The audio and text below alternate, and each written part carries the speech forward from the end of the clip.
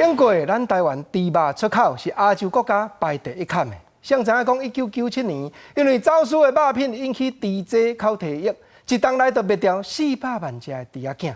人讲日月吹白近2钱，岁月经过23年，台湾安怎样接应口蹄疫呢？咱来看公视台语台新闻专题报道。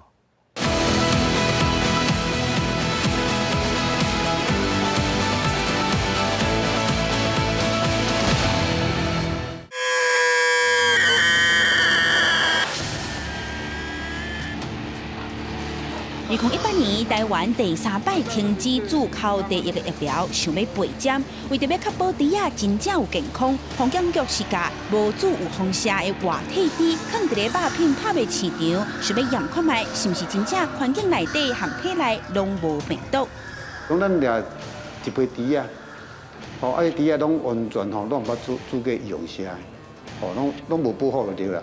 啊，咱就去掠去咧肉品市场，上界容易污染的一个所在啦，北、中、南，甚至伫花东啦，全部拢过关。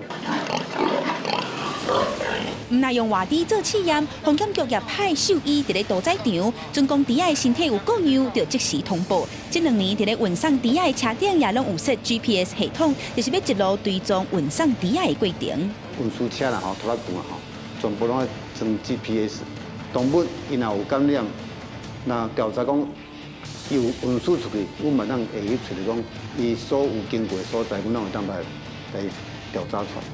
用科学和数据来监测做防疫。防检局讲，全台湾的猪仔伫咧备针进前，有超过9成拢有注有放射，注了有抗体，就有8成。对饲猪产业各中央的防检机关、各部会同齐合作，加强边境的管控，避免有人偷炸猪肉入来，也要抵挡非洲猪瘟的疫情。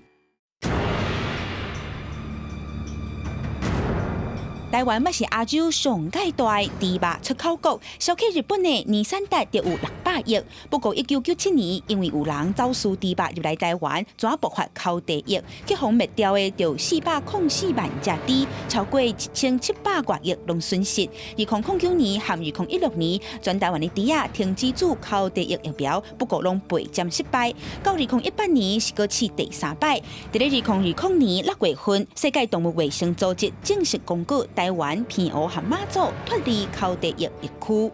台湾的政府呢，对这个养猪的这个业者实在是真正的帮助，甲因做诊断也免钱，甲因做伊个要安怎来防疫拢免钱。啊，真济这疫苗呢，迄拢介绍拢真低呢。非洲猪瘟的关系中国大陆呢猪价真悬咱目前呢在6月份呢平均全国平均每公斤77块左右。未来呢，因为咱甲国际接轨希望咱的猪价会使维持在平均呢到70至80中间。抵挡口蹄疫23年过，台湾猪即阵总算拍赢一场战役。不过要重新回去到1990年亚洲上界大的猪肉出口国这个地位，消灭本土性的猪只，也是后一个挑战。